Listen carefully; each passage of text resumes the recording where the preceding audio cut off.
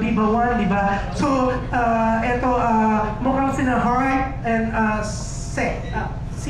si Polina na susunod, di ba? Oo. Kayo ba expected din nyo na after Hell University, kung gaano kasikat na yung mga ibang nauna sa inyo sa Viva One, ganun din ang mangyayari sa inyo? Well, we'll see basically. Tinan natin kung anong opportunities represent sa atin. Pero I'm down with anything naman, with anything that Viva presents our way. Yan, medyo mahina daw, pwedeng palakas. Sorry. We'll be open to anything that Viva gives us, the opportunities. We're very blessed for that. And yeah, but we'll see. We'll see. Yeah, thank you. What about you, Heart? For me, actually, I don't want to set expectations, but I just really want to do my best and show my best. And Yeah. I'm just really grateful. Yeah, mukhang exciting naman yung mga nakita namin kanina, no? Pero, eto, Lance. Asan si Lance Carr? Yan. Oo, yan. May mga gustong mamumusta? Oo. Nabawi na raw ba ang cellphone mo? O tuluyang nawala?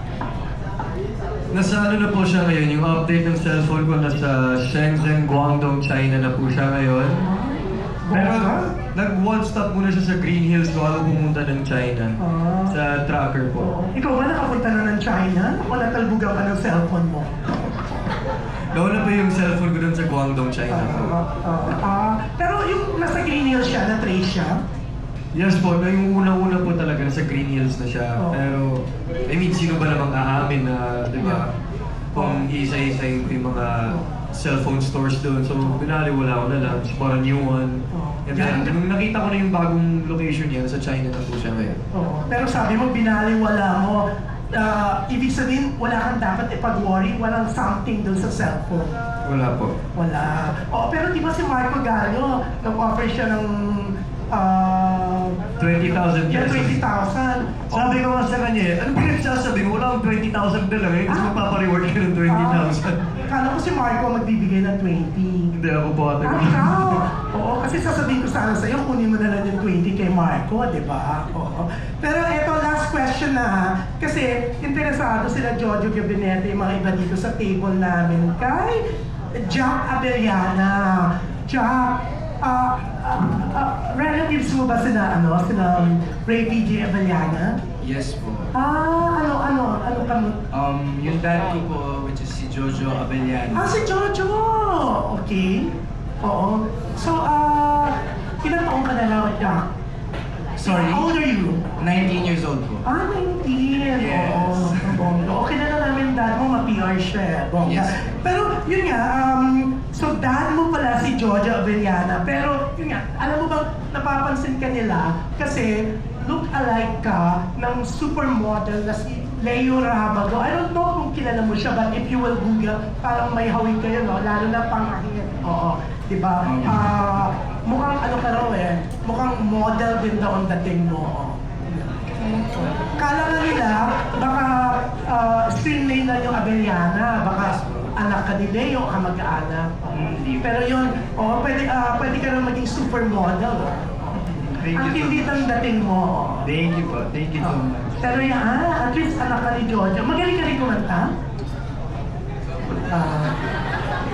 Oo. Ay, sandali. Baka magalit sa akin si Gary Sada. Oo. So, tatanungin ko yung anak niya. Oo. Hello. Yan. Thank you so much po. Thank you. Yan, ang ganda mo rin, di ba? Oo. Parang hawig ka ng mom and dad mo, pinaghalo, di ba? Yeah. How old are you? I'm 19 also. I'm also 19. You're also 19. So, you and si Rob, We're cousins po. Cousins. Tapos may isa ka pang cousin na kasama siya sa isang Korean group, tama? Sikat na sikat. Yes po, Caitlin Tan. She's Yeah. in At Heart, a K-pop group. Oo, ayun. Buti hindi ka nagganon-ganon, hindi ka tumulad sa kanya. I'm not not super hilig sa K-pop, but then I'm super support. We went to Korea, also meet my dad before to support her, so we're really proud of her also. Oh, how's your mom and dad naman? My Pagdating mom's sa... actually here supporting Ah, me right okay. now, and Oh my gosh, si Boy Nardel. Ay, eto siya. Oh, mamaya tatanungin ko siya kung States mom ba siya or si Galian States dad. Pero yan, nakakatuwa pag nandito nakasupport yung mom mo, di ba? yes po. Oo. Ang dami rin niyang kaibigan sa press, kaya feeling ko, oo.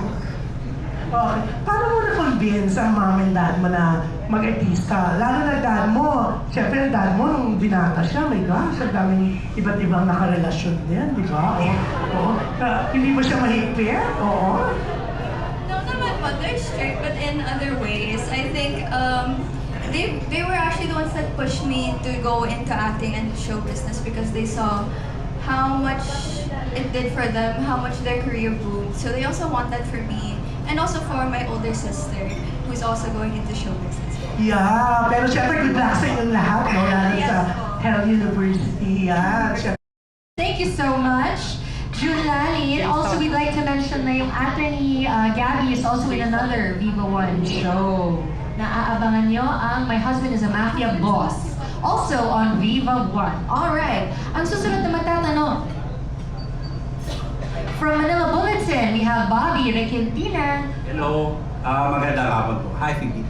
Okay, 2-in-1. Siguro para sa lahat, pati si Derek, saan kayo na-challenge or nag-enjoy sa part ng paggawa ng Hell University? Okay, saan kayo na-challenge? Or nag-enjoy? Or nag-enjoy. Okay, let's do from one side for everyone. Let's do from one side until the other side, okay? Let's go, Keegan, yeah. Siguro na-challenge ako sa mismong location namin. Kasi yung lugar namin is very abundant and ayun, marami talagang mga daanan na pwede ako matapilok or all. So yun, doon ako na-challenge. Nag-enjoy ako kasi pag natatapos ko yung mag-shoot, minsan nag-explore kami, in-explore namin yung place. And sa pag-shoot namin, natutuwa ako kasi kahit pa paano, hindi nawawala yung bond namin ng mga cast. For me, actually just yesterday, kasi kahapon, a few hours ago, when kami taping din, yung scene ko kasi doon parang may sayo ako ganun. So parang kinakabahan ako kung okay ba yung ginagawa ko ganun. So parang feeling ko naman, isa yun sa challenging part na nagawa ko so far. Kasi, Sa akin po, siguro yung challenging part is siguro yung laging nagpapanik, like, never naubusan ng salita and all. Yun po yung, doon po ako nahirapan, pero kaya naman po. And nag-enjoy po ako kasi nagiging magkakapatid na po kami sa cast. Pag every cut, parang kami magkakapatid, open up sa isa't isa and everything. And yun po, doon po ako nag-enjoy. Thank you. Ako naman po, parang si Keegan, sa location din po ako na-challenge kasi talaga pong nakakatakot yung location. Actually, si Direk po baka gusto niya pong ikwento yung isa pong mga nangyari doon. Pero meron po kasing mga ganong eksena, kaya yun po siguro yung challenging part, yung location po kasi nakakatakot. Tapos yung pinaka na-enjoy ko naman po is yung bond po with all the cast members and especially Direk kasi Direk is very supportive po, hands-on po siya. Napakagaling niya po mag-direct. Tapos talagang direkta po talaga siya. Director po talaga, direct. Legit po talaga sasabihin niya po sa'yo ng pangit o maganda. Kaya very supportive po si Direk sa amin. Yes, direct. That includes you po. Ayun. First of all, na-challenge, both kasi pareho na-challenge at na-enjoy ako. Una sa lahat sa material ni Kim. Sa Hell University kasi napakaganda nung material. Pag binabasa ko, ano talaga page turner talaga siya So parang yung challenge is paano namin mapagtutulong-tulungan talagang gawin ng maayos to in honor of his work. And at the same time, both them challenge, it's a challenge at sobrang enjoy din ako makatrabaho lahat po. Itong mga buong cast na nandito at pati yung mga wala dito. Walang tasikan, araw-araw na challenge ako sa kanila. At na-enjoy ko din dahil nakita ko yung constant na improvement at hindi lang pagdating sa acting skills pero pati na sa bonding ng lahat, pati sa bond ng lahat as a family. At the same time yung based on sa material ni Kim, talagang dahil gusto naming mabigyan buhay yung gawa niya and yung world ng Hell University. Kinailangan din talaga namin with the help of our production designer si Erickson Navarro, kinailangan naming mag-build ng sets talaga from scratch para lang masabuhay yung imagined world ng school na to, ng Hell University. So, but at the same time, sa location namin, na wala man sa kwento, minumulto kami. Minumulto kami. Lahat kami, ang dami ko na-discover dito sa Hell University family na may mga third eye pala, nakakaramdam ng mga presence. And pare-pareho sila na nakikita at nararamdaman. And ayun yung isa sa mga naging bond ng Hell University family. Thank you. Sa akin naman po, yung character ko po dito is naka-mask and contact lens na rin. So medyo uneasy ako at times when acting, pero naitatawid naman ata direct, no? Naitatawid naman. So yun yung nakaka-bother sa akin konti. So, pero yeah, nagbabonding kami lagi as a cast and I think safe to say, comfy na kami sa each other and we trust each other now. For me naman, of course, naka-enjoy again yung bonding nga talaga sa cast. But as Supremo, nakita niyo naman sa teaser, nakaka-enjoy po talaga yung, embodying this cool character that punishes students. And, parang nakita niyo sa teaser, ginanong po si Kuya, di ba? So, nakaka-enjoy po yun. It's something, I don't do that, I don't bully people. Kaya, yung ganda yung pinapayagan ako ng direct kasi syempre para sa show eh. Pero nakakatawa yun. Pero at the same time, syempre nonchalant si Supremo, right? Yung sa nahihirapan naman ako, which I'll try my best to do, is yung opposite side naman, yung papakita siya ng emotions. Papakita siya ng, yung sa mata, yung romance, yung love. Kaya, ayun, yun yung nakaka-challenge na part for me. For me po, challenging po naman talaga yung role ni Zayn. So, in terms of that, there's a lot of times na pangarap po yung buhay namin lahat. Tapos, yung we would be sticky, sweaty, blood, and everything, dirt. Yun po talaga challenging. And then sa location po namin, since abandoned po talaga, wala po kaming place na mapapaghugasan ng properly. So yun po talaga, nahirapan po kami. Tapos, pinaka po na ini-enjoy po namin is yung the making of Hell University. Kasi abandoned talaga. So how did they set up this place to be beautiful, wonderful, and everything na magmukha talagang Hell University out of this world. Yun po yung na-enjoy ko. Me naman, to be honest, one day pa lang ako nagsushoot sa Hell. So, hindi ko pa talaga ganun na-feel or siguro hindi pa ako ganun ka-challenge. But for me, challenging sa akin, like portraying a new role. Siyempre, kapangalan siya nung character ko sa isang series. So, medyo mahirap ilayo para sa mga fans. So, yun yung, I think, challenging for me. And challenging siya sa akin na makabalik ulit sa ganitong genre. Because ilang years din ako nagro-rom-com because of another series. Yeah, but ayun, looking forward ako to bond with them more on set. Kasi nasa one day pa lang. Yan lang. Thank you. Ako naman po nag-enjoy ako sobrang sa paggawa ng script. Sobrang hands-on po ako and promise po namin sa inyo na faithful talaga kami sa story sa Wattpad and sa book. Any challenge? Challenge, kid? Did you have a challenge? Wala. Yun din po, na-challenge din ako and nag-enjoy sa paggawa ng script. Okay. For me, I think both the challenge and the scenes that I enjoyed the most were the ones that had a lot of logistics, like putting up the table, and then we all have to run and go back and forth and back and forth. So that was really fun to shoot with Direk. Ang pinaka na-challenge pa talaga ako is may scene pa kasi kami na parang nasa bukid kami. Tapos umulan bigla. So yung land, ang putik-putik na siya. Tapos parang yung land, parang pababa siya. Tapos pag aakyat kami ulit, kasi need mag-top 1 ulit for the scene. Tapos aakyat kami, tapos super slide talaga. Sobrang basa pa ng land. So sabi ko talaga, oh my God, Direk! Doon pa ako na-challenge. And then, yung nag-enjoy naman po ako sa bonding namin kasi every after may mga heavy scene kami, parang syempre, buong-buo namin nilalabas yun. Then after nun, doon kami nagtatawanan, nag-enjoy. Ako, for me, yung character ko itself is the challenge. Kasi she's not your typical ordinary student na nakikita niyo everyday. And based sa trailer, may scene dun na inano ko si Heart, like, I had to threaten her. So may mga scenes akong ganun where I have to like threaten her with a weapon. And for me, nakakabigla siya kasi I don't hurt people.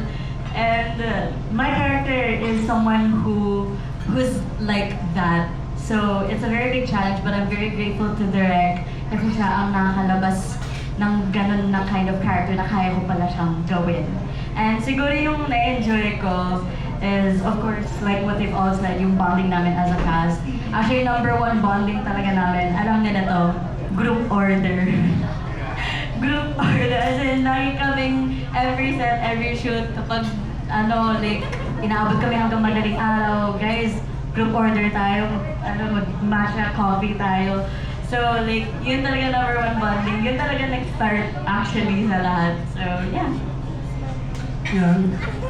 Pipi, sorry ibinalik kasi sa akin nila Eka yung mic. Kasi baka lumagtampo si Aiko Melendez and Jo Marie Eliana. Nakalimutan ko tanong si Andre. Oo, close ko pa naman yung parents niya. Oo. Okay lang po, hindi naman po sila matampuhin. Hindi, knowing din nakaisa mo maging makasama sa project. Siyempre, although ang mom and dad mo more identified sa sa legal O, si Juan Micpondok daw ba? Dahil dating Viva Star, gusto mo rin makasama sa project? Oo, pinapatanong din. Ha? Sure po, why not po? Oo. Kilala mo siya ng personal? Yes po. Close kayo? Pwede na po, pwede. Talaga. Ayan, maraming mag-ano. Yan. Oo, mas marami ka magiging article. Opo. Ano yung pinapatanong ka? Ano raw reaction mo sa rumored relationship ng mama mo at ni Wanmi? Enjoy. Ay, Opo, kasi kung mukha naman po silang masaya So kung masaya naman po sila, enjoy po. You have all my blessing. Yan, thank you. Yan, hindi na ako kakabahan, PB. Babatiin na ako ni Aiko at saka ni Jo Marie. Thank you. Okay, thank you. Okay, okay. All right, next. From People's Journal, Philippine Star, and ABS-CBN Entertainment, we have Leia Santelio. Hi, good evening. Hi, PB. I would like to ask Direk first and the writer. Hi, Direk, how did this project land on your lap? Nagulat din po ako, tinawagan po ako ni Boss Vic. Sinabi, Bobby, ikaw magdidirect ng Hell University. Oh, alright. And there are a lot of my projects kasi na gusto ni Boss Vic pagdating po sa treatment. At nakita niya na bagay na may apply ko po sa project na to. So that's how I got the project. So when did you start film shooting? We started Last year? this January. This January This January lang. lang. Ay, actually, hindi. December pa lang. Around November 20. We had a few days before the Christmas season. And then, nag-break po kami, then nag-resume ng So nakailang episodes na kayo, Direk? Sa ngayon, almost, yung malapit na magsara, mga almost 5 episodes po. So ilang pa to go? Ganong katagal pa? We have a total of 18 episodes po. 18 So, pa. we have nasa day 12 po kami, we have around 30 And then, shooting days. So when is this airing? This airs po on the first episode is gonna be on Viva 1 sa February 6. Alright. Thank you, Direk. Magkakaroon din po kami sometime this January ng primer, parang behind the scenes, the making of Head University. Alright. Thank you. Yung writer, Si Kim po. Kim? Apa, Night in Black. Yeah. Did Viva buy the rights from you for this, for Hell University? And how long ago did you write the story? Actually, sinunod ko po yung story niyo for, I think, 6 months. Last year. No po, 2000. Matagal na. Opo, 2016. Wow, 10 years ago. Tapos, paano napunta sa Viva? Actually, kinontak po ako ng Wattpad na Wattpad, alright. meron pong interested na adapt sa story ko and Viva po. And natuwa naman po kasi napanood ko na po yung mga film ng Viva and maganda po yung mga produce nila. How last year yun? Opo, last year. Last year. Thank you. Yung tatlong showbiz royalties. Hello. Hi. Good afternoon. Good evening na pala. Sorry. Yeah. How did you feel now that you're moving into the same landscape or same area, same of your mom and dad? That your mom and dad starred in or became known? Yung tatlo. Basically, my mom is not an actress po. Your dad. Yeah, my dad. Parents, talaga.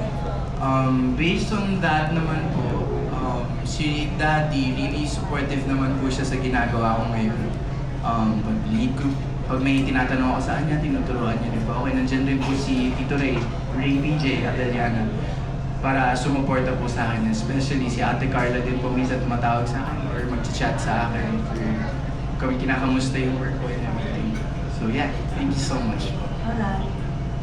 Hi, Andre. Hello po, good evening po. Happy New Year po.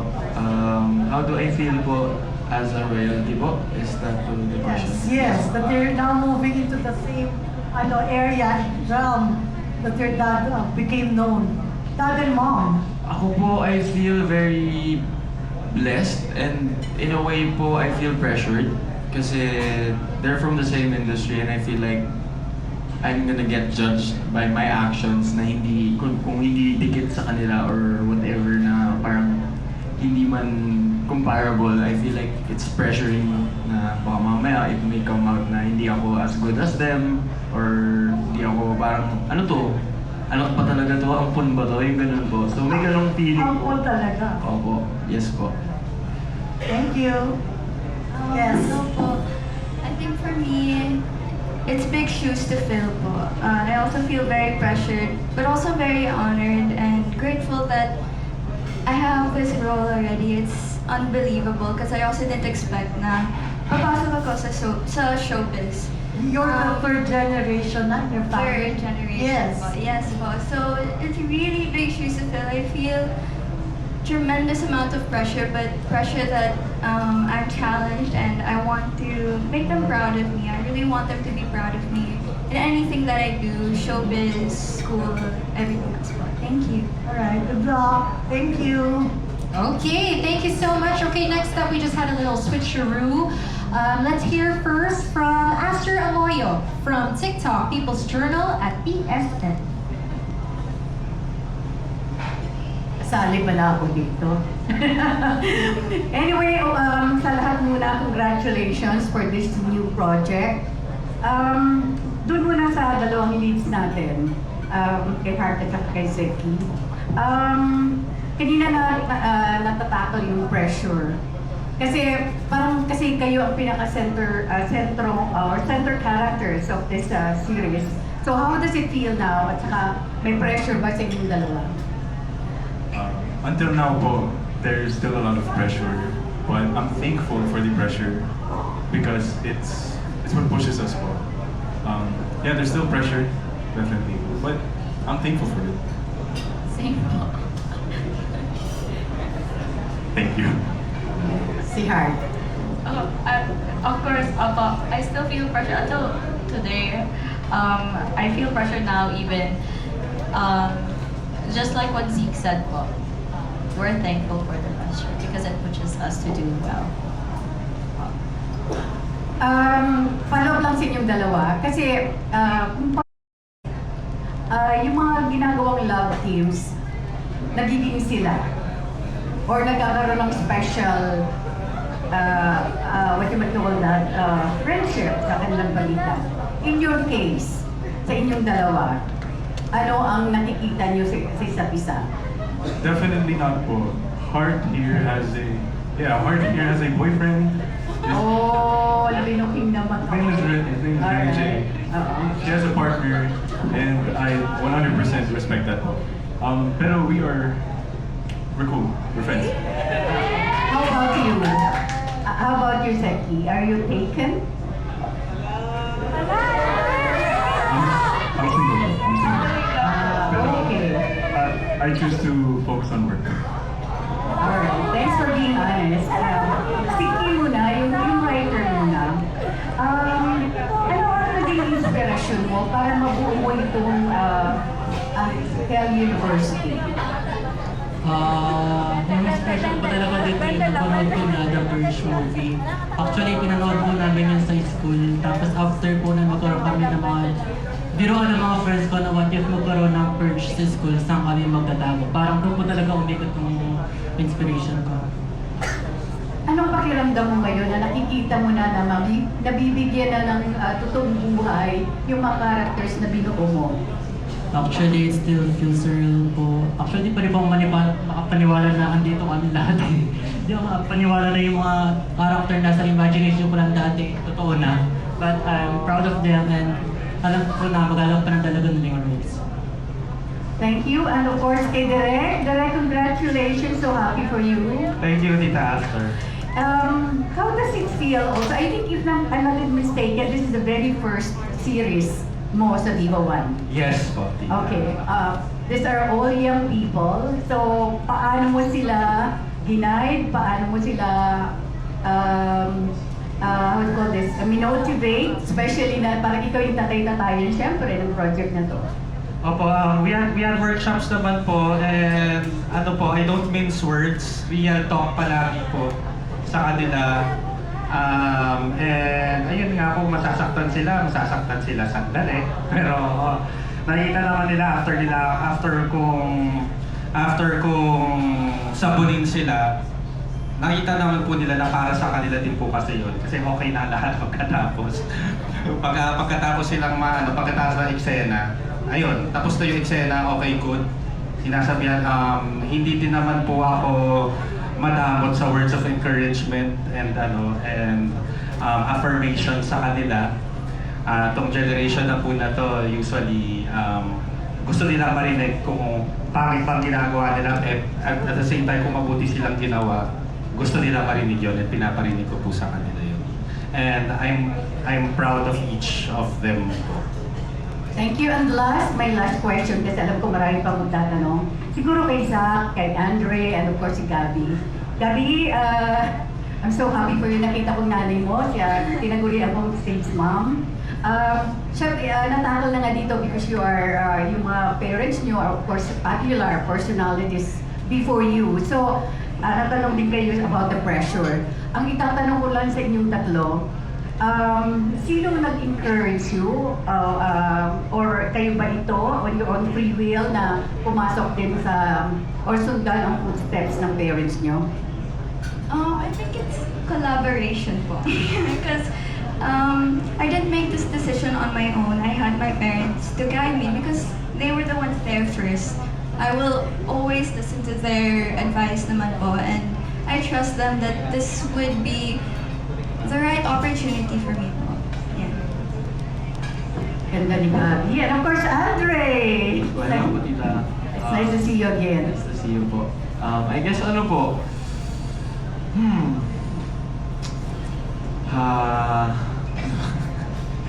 gusto mo mauna? Gusto mo una ka na, pre? Jack po. Jack, your dad is may anak-anakan. I co-manage him with Viva. Oh, really? Okay, and of course, good luck to you. You're being managed by OGDS, diba? Yes po, yes. Oh, yes. Okay, good luck to you. So, anong sagot mo? Sa akin po, actually nung bata po ko, hindi naman po talaga ako gusto mag-artista kasi I was really focused on basketball. Pero may mga times po kasi na sinasama kami ni Daddy sa taping, sa Pangako Sa'yo, nakikita ko po yung mga ginagawa nila. Tapos bigla lang may nag-click po sa akin na parang gusto kong matry. Gusto ko po, parang interesado po akong gawin siya. And thankful naman po ako kasi supportive naman po yung dad ko sa na gawin ko po tong karera po na to. So, yeah, I'm really grateful po na nandito na po ako sa industry. Yeah. Thank you so much po. And good luck to you. Thank you so much, tita. Ayun po, tita. Yung nag-encourage po sa akin, si Mommy. Pero si Mommy po kasi nung unang beses na po ako in-encourage, more on pilit po yung gusto. Parang ako napipilitan po. Tapos parang hindi ko po siya talaga trip. Tapos nung pandemic po, yung lolo ko po, he passed away po. Yung huli niyang halubilin sa akin na parang sabi niya po sa akin, "Uy, hindi lahat nabibigyan ng opportunity na meron ka. So bakit hindi mo subukan?" So sinubukan ko po ulit and I fell in love with it po. And from that moment on, gusto ko na po siyang gawin. And every time I work po, I want to work and work and work po. So yun po yung nag-encourage siya. Thank you so much and good luck to everyone. Thank you. Okay, thank you so much. Now let's go to batch 2. Of course, Jojo Panaligan and na-discover nyo, may mga third eye yung actors nyo at saka may multo-multo. At saka hindi nyo ba naisip mag-change location dahil may mga ganun-ganun? Okay naman po yung mga multo doon. Ano naman, dasal po sa umaga. Pero kasi may mga instance doon. Una, may isang area po doon na cafeteria namin supposedly. Nung papunta po kami sa set, yung art department, may pinag-uusapan, nagbubulungan, mapakita ba natin kay Direk? And then, ayun nga, dahil chismoso ko, tinignan ko din naman po. Nung tinignan ko yung cellphone nila, may nakuhanan kang picture sa isang part nung area, ng cafeteria. Dark, nakakakilabot po. May isang matangka, tsaka may isang maliit. Tapos, wala pa sina Andre at Jack sa set nun. So pagkatapos nun, pabalik na kami, pa-resume na. Si Jack, madalas magsabi na, may nararamdaman po ako, meron dito, malakas siya. Feel siya. Hindi siya nakakita. Si Andre yung nagsabi nakakakita siya.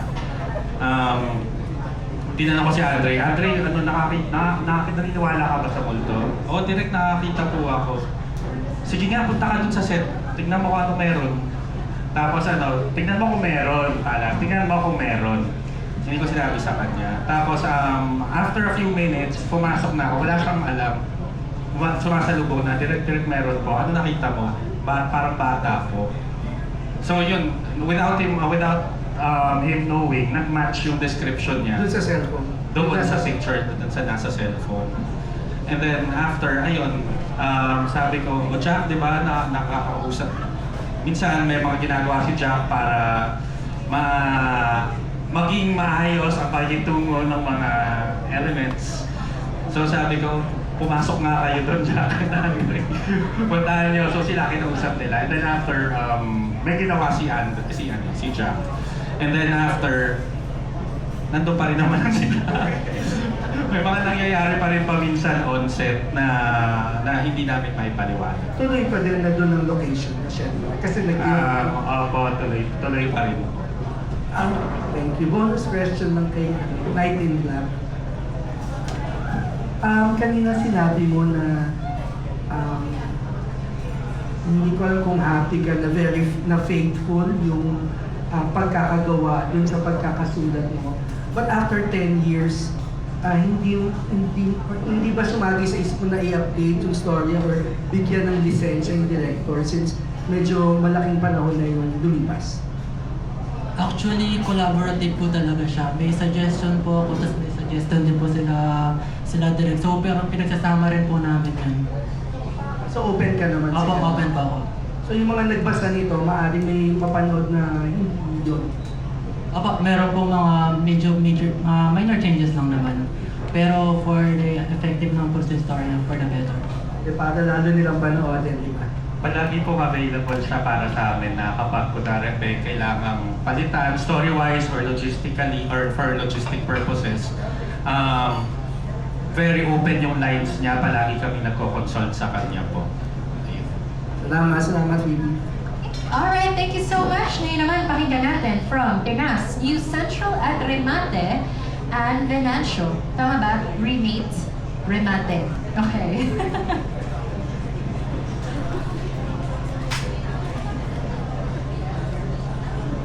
Hello po, good evening po. Sa author po, Sir, ano po yung message niyo sa mga readers like talaga nasubaybayan nila yung sinulat niyo po? Sa mga readers po nito, like 2016 for 2015, and promise po namin sa inyo na magugustuhan nyo ito, faithful to the story, and ginagawa po namin to para sa inyo din. So sana po magustuhan nyo talaga. Thank you. Last na po, curious lang, bakit po talagang like as in Hell talaga yung title, Hell University? Ano lang naman po siya, para sa pinagdadaanan nila sa school na yun, parang medyo hellish type po talaga, chaotic, so parang ang cool din po pakinggan. With that, thank you po, Miss Phoebe. Thank you. Yes, I agree. It does sound very cool. Okay, next up from the Philippine Star, Dolly Ann Carvajal. Hello for the Red Bobby. How would you temper the violent scenes sa Bloody Night? Don't you think it will send the wrong signals about violence, bullying? So how would you address that? Good question. Pero may din talaga siya. Siyempre, tinitimpla din po namin for a general audience din, yung pagkagawa. So, yung pagka-mount namin ng eksena, it's something na mas malaking market yung makakanood po. Kahit yung mga older people na makaka-create siya sobrang gore, and even the younger people na hindi makikita sa mga tempered naman po yun. And at the same time, it's based on Night in Black story, which has a strong message at the end against against violence and abuse po. So may Abuse of power. May redeeming factor. Opo, meron po. For the entire cast, kasi Hell University, no? Any hellish experience you had in your school life? Kung sino lang meron, share. Okay, from your school life. Okay, so University life. University life. Okay, so since dito tayo kanina, let's start on the other end with Jemima. Any experience you can share? In school life po? Hellish experience. Siguro, familiar itong term na to for students. This is considered Hell Week. So, sa university, may tinatawag din na, kung dito Hell University, sa school merong Hell Week. So, it's like a week full of like deadlines, assignments, ganun. So, I think for me, that's like the hellish moment in school, yeah. Sa akin, wala po ako masyadong na-experience na hellish something sa school ko kasi na-enjoy ko lang po talaga yung school year ko. I think this morning po, pretty hellish kasi I went from school and then straight here. But then, kaya naman po, sumata na siya. Sa akin naman nung nag-aaral pa ako. Nag-aaral pa ako. Siguro hellish experience ko, pagsabayin yung work dito sa show business and yung school. Because sometimes, nagtitaping ako, nag-review ako, and then exam ko na kinabukasan ng 7 a.m. And pack up ako like mga 4 a.m. So, yun sa tingin ko. Thank you po. For me po, siguro nung nagpakulay po ako ng hair for a role, tapos hindi po pwede yun sa school. So, I used to wear wigs a lot in school. Tapos napakainit, kate-kate. Ayun po, yun po yung hellish experience. Ako po, same answer with Samantha here. Yung pagsabay po ng work and school, nothing hellish naman. Pero the closest thing is, ayun, pag may namimiss akong requirements or pag mapadalas yung pag-absent ko, yun, that's pretty bad. Pero yun lang. Siguro for me, pinaka-hellish na consider ko, nung time na pinagsabay ko yung work, school, and yung pagpa-varsity ko sa Davao ko. So I was juggling 3 things at the same time. Ako po, yung hellish experience ko sa school, siguro yung attendance ko. Hindi po kasi ako masipag talaga pumasok dati. So yun na siguro yung hellish experience ko, yung attendance ko po. Sa akin naman po siguro nung bago pa lang ako sa Japan na hindi ko sila lahat naiintindihan. Tapos Japanese nila ako pero ayun, hindi ko sila naiintindihan. Okay. Ganun lang. Sa akin siguro yung pagturok ng needle, yung sisi ng needle. Pagkaturok sa akin, sakit like, mas paghila. Ganun yung dugo. So parang feeling ko very relatable talaga sa Hello. Sa akin, How are you preparing for these moments to make sure you capture the same emotions that the readers felt habang binabasa nila yung libro? I think ang most important regarding those scenes is, syempre, me and Heart have to have this connection. And just from spending time sa set, and kahit pag walang scene, just talking, just being good friends, I think pagdasalang na po sa amin ni Direk dun sa scene na yun, may embody naman po namin yun. We just have to have this closeness lang. That's the most important part. And free naman po kami to suggest whatever. And Gina naman po kami to do our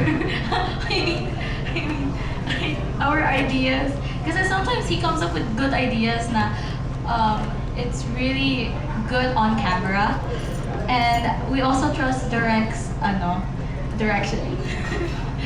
And we also have Coach Rai, our acting coach po, and he's really hands-on on how we're gonna portray our emotions and what we're supposed to do. Ganun po. And then pahabol ko lang na question. This one is for Zeke.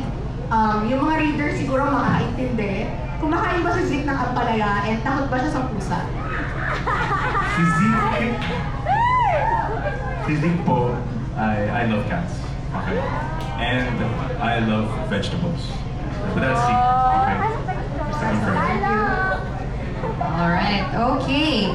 And finally, also from TikTok, Princesa Suji. Hi, good afternoon. My question is for the main cast also. So actors sometimes get so immersed in their roles that it can be difficult to let go afterwards. So how did you guys prepare mentally and emotionally for the darker scenes in the Hell University? For me, the more na sinasalang po sa scenes and the more na pinapractice, the more din po na natitrain po yung sarili ko na to learn when to let go.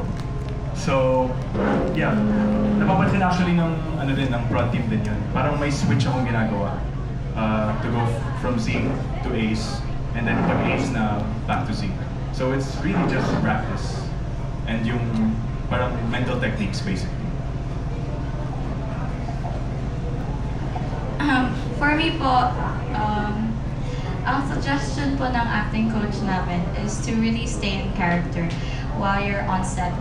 Kahit hindi pa po nagtitake. So, what I try to do is really isolate myself first before going to the scene.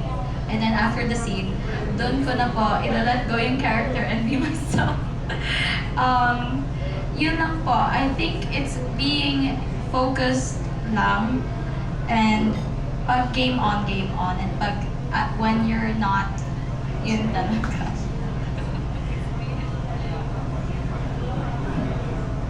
All good? All right. Great advice. Maraming salamat. Palakpakan po natin ang ating cast director and author. That concludes our press conference for this evening. Okay, so for now, we're gonna play the trailer again so that our cast can see it. I don't think you've seen it, no? Kasi ngayon pa lang natin re-release. So may I ask everybody to please, you may stand and go towards the flanks of the stage para